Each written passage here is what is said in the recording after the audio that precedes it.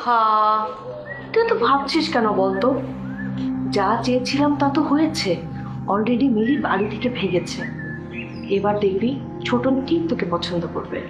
আহা মা, তুমি না কিচ্ছু বুঝতে চাচ্ছ না। আচ্ছা বলতো, কি বুঝতে চাচ্ছি না বলতো, বুঝিয়ে বলতো মা।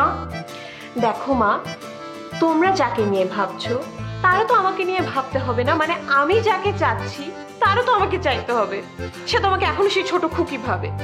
মানে আমি তো তার ভেতরে সেরকম কোনো ফিলিংস দেখতে পাচ্ছি না যেটা আমার ভেতরে আছে। আহা, সেটা তো তোরা একসাথে বড় হয়েছিস বলে এমন মনে হচ্ছে।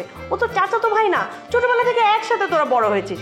তুই তোর ফিলিংসটা একটু শেয়ার করলে ঠিক দেখবি ও বুঝতে পেরেছে।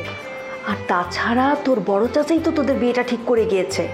বিয়ে তোর সাথে ছোটনেরই হবে মা, তুই এসব নিয়ে একদম ভাবিস না আমার সোনা। কিন্তু এরকম কিছু হওয়ার সম্ভাবনা তো দেখছি না আমি।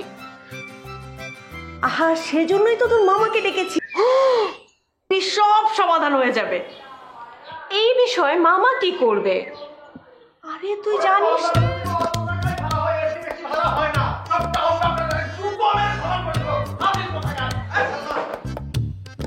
ভাইজান, তুমি এসেছো? হ্যাঁ হ্যাঁ, কেমন? আরে আরে আরে আরে, না, না, না, না, না, না, কেমন আছিস? কি যে খুশি হয়েছে তুমি। আরে আরে মামা, তুই কেমন আছিস? কি রে, সালাম টালাম দেওয়া কি ভুলে গেলে নাকি? বাড়িতে মুরব্বী এলে সালাম দিতে হয়, ভুলে গেছি? না, আসসালামু আলাইকুম।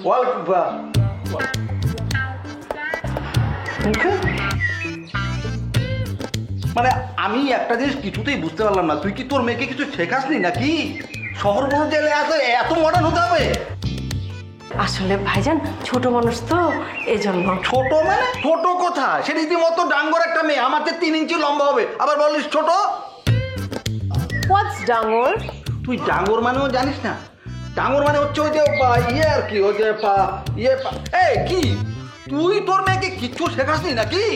এ ডাঙ্গর মানে পর্যন্ত তুই তোর মেয়েকে শেখাসনি। শোনো, ডাঙ্গর মানে হচ্ছে, তুই ডাঙ্গর মানে জানিস না? মানে তুই কি বকা নাকি? হোয়াটস ইউর প্রবলেম মামা? আপনি আসার পর থেকে আমার সাথে এরকম তুই তকারি করছেন। আম্মু, তুই ভাইজান আসলে এই যুগের ছেলে পেলে তো ওরা তুই তকারিটা ঠিক নিতে পারে না। হ্যাঁ, তুমি না হয় তুমি করেই বলো। হ্যাঁ,